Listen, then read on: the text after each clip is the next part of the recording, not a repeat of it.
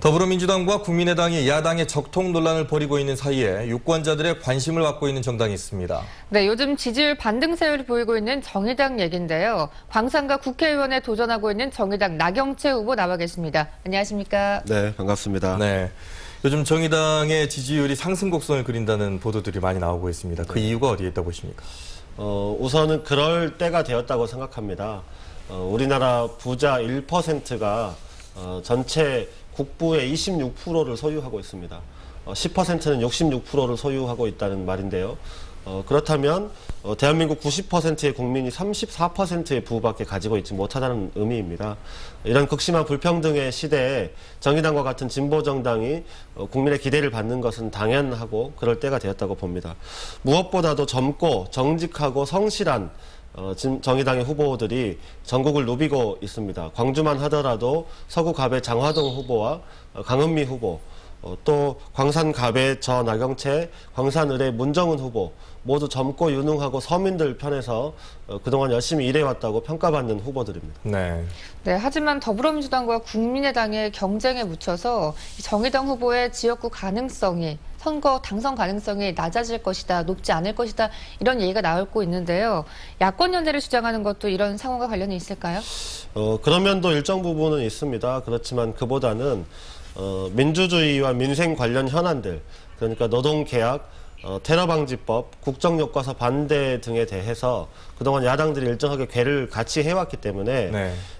새누리당에 대항하는 야권연대를 하지 않는 것이 오히려 이상해 보입니다. 국민들에게 설명하기 어려운 상황이라고 말씀드릴 수밖에 없습니다. 이전투구라고 볼 수밖에 없는 것이죠. 그런 면에서 야권연대는 반드시 되어야 하고 또 되게 하기 위해서 정의당이 최선의 노력을 다하고 있다 이렇게 말씀드리고 싶습니다. 네, 뭐 이쪽에서는 뭐 더민주와 국민의당의 경쟁 때문에 뭐 연대는 거의 없을 것으로 보이고 타 지역도 뭐 창원에서의 그런 연대, 네. 뭐 후보들 개인들 간의 연대는 있을지언정 전체적인 뭐 연대는 없을 것 같은데 그 가능성은 어떻게 보십니까?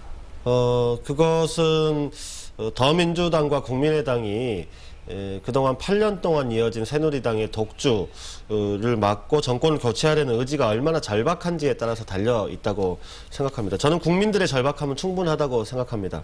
다만 두 당의 절박함이 그 정도가 되느냐가 문제라고 보는데요. 이런 상황을 타개하기 위해서 야권의 단결은 필수적입니다.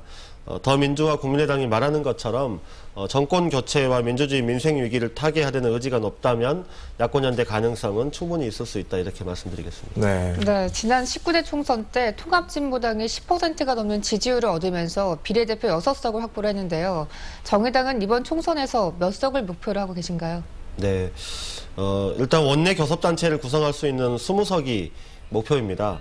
최근 여론조사에서 지역별 세대별로 국민의당이나 새누리당보다 정의당의 지지율이 높게 나오는 결과가 나오기도 했습니다. 서울에서 정의당의 지지율이 국민의당을 이미 추월했고요. 네. 또 30대 지지율에서 정의당의 지지율이 새누리당을 추월하기 시작했습니다.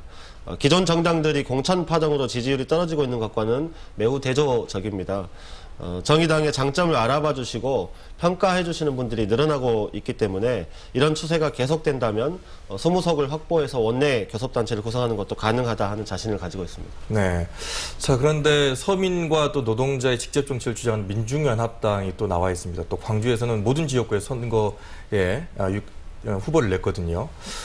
정의당도 다른 차별화된 선거 전략이 있어야 좀 희석이 되지 않을 것 같은데요. 네, 민중연합당의 경우에는 아직 창당한 지 채 한 달이 되지 않았기 때문에 저도 주요 정강정책의 핵심적인 내용을 아직은 정확히 파악하고 있지 못하고 아마 대부분의 유권자들도 아직은 그럴 것이라고 생각합니다. 다만 정의당은 국민의 삶의 질을 높일 정책과 의지를 가장 많이 그리고 강하게 가지고 있다 이렇게 말씀드릴 수 있고요. 15세 이하 어린이부터 의료비를 지원해서 무상의료를 우선 실시하자. 반값 공공임대주택, 반값 등록금과 같이 박근혜 대통령이 19대 대선 당시 약속했지만 시행하고 있지 않은 정책을 정의당이 나서서 시행하자. 이런 국민들의 삶을 직접적으로 바꿀 수 있는 좋은 정책들로 선거에 임하겠습니다. 예, 알겠습니다. 오늘 같이 나와주셔서 고맙습니다. 네, 감사합니다.